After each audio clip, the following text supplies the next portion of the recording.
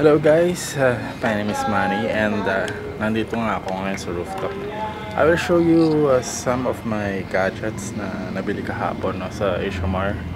Etong solar panel na to, well, ang purpose ng video na to ay para pakita sa inyo yung solar setup ko without batteries, no? So this is solar panel na nabili ko kahapon sa Asia Mart, Philippines, nung naghahanap ako ng sound card kahapon. So ito, nakakabit na siya sa aking radio. As you can see, nakakabit na siya. Hindi pa siya nakatutok sa gumagana na. Hindi pa nakatutok doon sa labas. So approximately siguro mga nasa 8 volts pa lang, kasi 12 volts itong panel na pa. Actually isa na nakatutok doon. Pakita ko lang. Isa, nauna ko na itong binili. Same item. Ayan, naka-install na siya. Gumagana sa baba. Nagpapagana ng isa kong radyo doon, no? Isa 9 volts yung Radio Shack ko na shortwave receiver. 9 volts. Ito, kahit na maulap siya, actually umuulan no? Ayan, maulap po. Gumagana pa rin yan. Walang battery wala rin siyang charge ng battery. Alam ko kasi mahal ang battery. Yun ang problema ng ating mga kaibigan na nagkakabit ng solar, dahil nasisira agad, either na overcharge o kaya nagdidiskarga ng husto pag kinakabit sa mga appliances nila, pag nakakabit sa sa inverter, no? And then pag na-discharge ng mag-flat ng battery, sira na yun. So etong gagawin ko, ang plano ko, wala talagang baterya, purely solar lang. Yan yung ating solar panel. So this is a ito, maaraw na, no? Makikita na natin kung gaano ka taas talaga ang voltahe nito. Pero 12 volts lang to. Ang presyo niya ay nasa $299 original price. But yan, as is na lang nga sila. Sinail niya ng 50% almost, or 30 no, more than 50, kasi 70% na yun ata. Kasi ang presyo nga na bili ko sa Asia Mart ay yan, 89.70 na lang. So napakamura, kaya kinuha ko na, no? So kasi subok ko na to gumagana sa natin sa dito sa radio Ito, walang battery see. Tanggalin pa natin to. Ito sa memory lang to Tanggalin natin yan, walang battery So walang battery, kabit natin, lagay natin doon sa labas, tutunog na yan, lakasan ko lang. Lagay natin doon sa nagmo-motor boating doon. Wait lang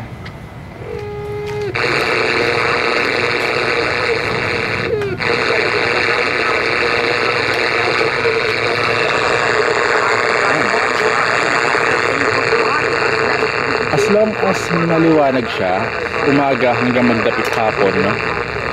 Hanggang lumubog ang araw, meron siyang power. Again, walang battery to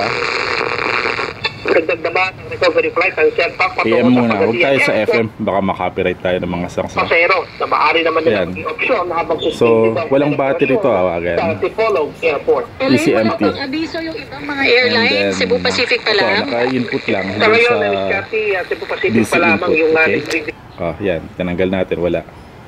ng biyahe patungo Purely sa powered by Airport. solar. Dahil may mga ibang airline company kasi na maaaring makabiyahe para sa Tipolog. Ito yung mga maliliit na airline. Ayan ang solar natin, diba? Yung mga commercial jet, yung mga mas So, malalaki. Kaya yan. hindi sila maaaring Kahit maghapon, makapag-take off at landing doon dahil medyo malaking aircraft sila. pagka sikat ng araw, around 6 AM hanggang 5:30 PM ng gabi or 6, no? Pagka pagka lumubog ng araw, meron kang magagamit, no? Without using battery, without using the mains. Off-grid sabi nila, kasi yung off-grid may battery pa rin yun eh. Pero ito talaga purely solar. Ito yung experiment ko. So I'm planning to do this to run appliances without any batteries or without using batteries, just solar. Pero iniisip kong gaano kaya kalaking solar panel gagamitin ko, kasi kung papatakbuhin mo ang let's say for example rice cooker, yung mga ano ko sa bahay, computer, I think I would need at least 800 watt solar panel. Well, napakamahal pa rin, pero at least kung ilalagay mo sa inverter yun, magagamit mo na siya maghapon. Sa gabi wala ka nang balik ano ka na, that would be hybrid, balik ano ka na, balik mains ka na o balik Meralco ka na. So yun lang naman para makatipid tayo, kasi grabe ang bill ko eh, no? Maabot din ng last time, sabi ni Airpods, pinakita sa yung bill 1,000. Ang nakakabit lang naman sa akin eh, madalas yung computer ko, which is syempre pag nag-edit ako minsan maghapon din. Pero yun nga, so para makabawas, ang plano ko talaga ay yun na nga, using this solar panel. Tama, kahit nandito lang sa loob. Lord sa Diyos na ating tagapagligtas. Naway sabayan ninyo ako sa panalangin ito. Nasa lilim tayo, gumagana. Without battery, oh. Ng aming pamahalaan. Oh.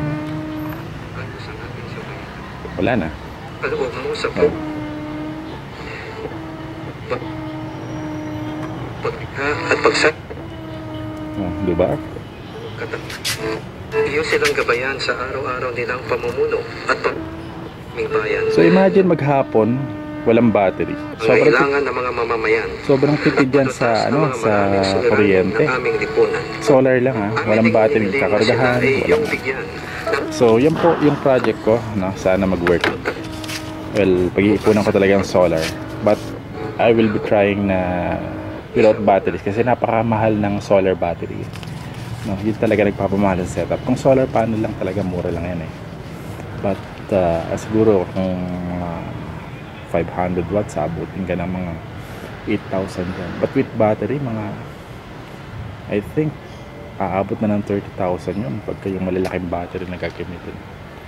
So yun lang, hoping na sana gumana. And by the way, kaya nga pala ako nakabili ng ganito kahapon, kasi nakita ko to habang naghahanap ako ng sound card, kasi mag-upgrade nga ako ng aking mic sa computer, kasi may ugong yung microphone ko doon. So eto yung nabili ko. Well, actually nadoble yung bili ko, kasi nung nagpunta ako sa Asia Mart kahapon, eto kasi yung gusto ko talagang bilhin. Kasi nung pinuntahan ko to sa HMR, sabi wala na daw, nabili na. So pumunta muna ako dun sa kalapit na ukay-ukay. So nakita ko nga itong V8 na sound card. Dati nung 780 pa ang presyo niyan, hindi ko binili, kasi sabi ko bakit pa ako bibili niyan, eh Taiwanese ang sulat niyan, 500 lang yun sa Lazada siya. Pero nung sinale nila kahapon to ng 200, binili ko na, isa wala naman akong mabili nung araw na yon. Kailangan ko nga ng sound card para mawala yung ugong dun sa aking microphone pag nagkakabit sa computer. Then bumalik ulit ako dun sa HMR para tumingin pa ng ibang items. Ayun, tinignan nila sa office, andun pa pala tong Monocaster na AM200 model. Iba naman pala yung nabenta nila. So ayun, nadoble to yung bili ko. Ayan, Monocaster Lite. Nakita ko to dun sa website nila eh. Nakasale din to ng, ang price niya is 2,499. Nakasale siya ng 25%. So ang kanyang presyo na lang ay ang presyo na lang ay 1,874. So gusto ko lang namang mawala talaga yung ugong dun sa pag nag-voice over ako, no? So ayan po ang nabili ko kahapon. Unfortunately wala pa akong magandang mic neto. Pero so far gumagana naman siya dun sa dynamic mic ko. Mahina nga lang pag kinabit sa computer, pero at least walang ugong. Yan. Well, anyway, balik tayo dito sa aking panel, no? So yun nga, kahit maghapon gagana yan. tignan natin ganitong kaulap. Tignan natin kung gaano kataas ang voltahe. Pag ganito lang, tignan natin yung lagay uli natin dito sa part na.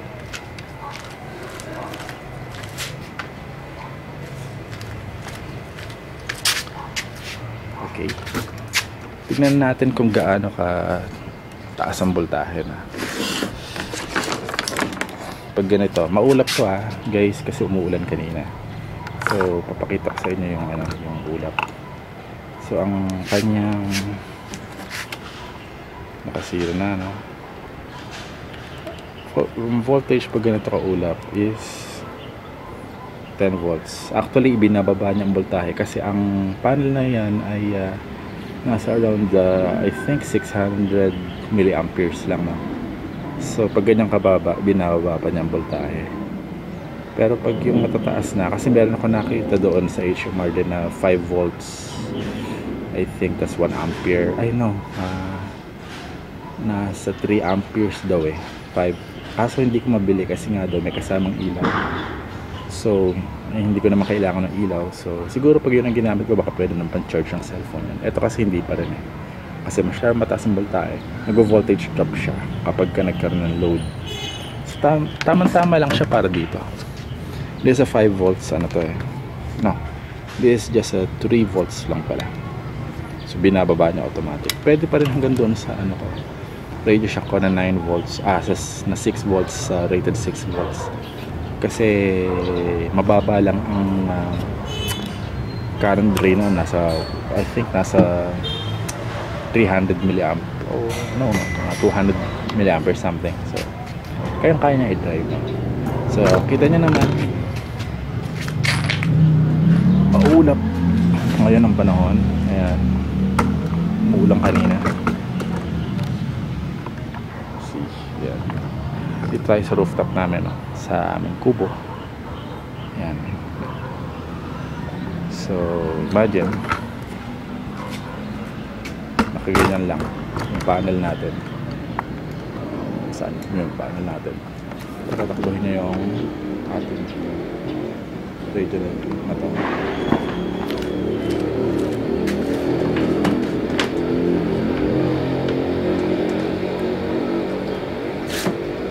Senior citizen, ilista ka lamang hindi na kailangan maging BM Pro o senior citizens. Yan ka ay hindi ko compulsory ng mga benefits. So, yan. Imagine maghapon, gagana yung radio yan na walang battery at hindi nakasaksak sa kuryente. Maghapon super tipid. Solar lang ginagamit mo. Yan, solar panel natin. Diba? So, yan. So, bala ko ikabit doon.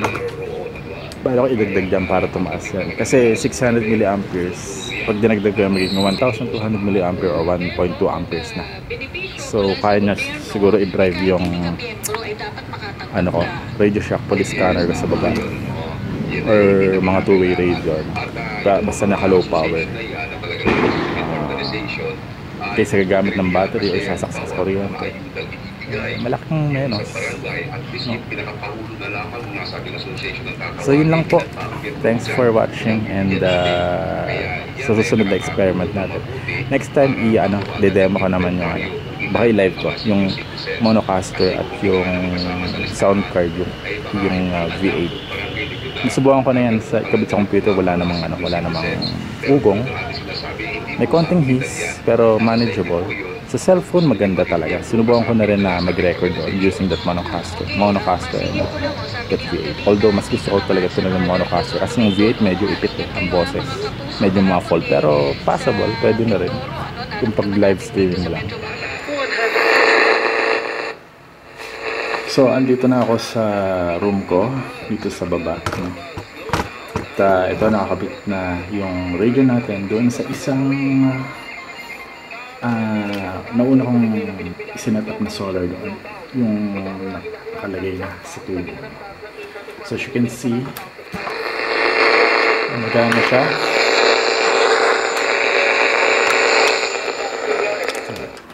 Wala pa rin battery ayan, walang battery. Pwede namang off-grid setup. pagka pwede kong lagyan ng battery yun. Yan, dalawang battery para sa maghapon nag-charge na sa gabi kaya lang gusto ko lang talaga ng solar, purely solar, no? Yung maghapon magagamit nang wala talagang baterya or kuryente.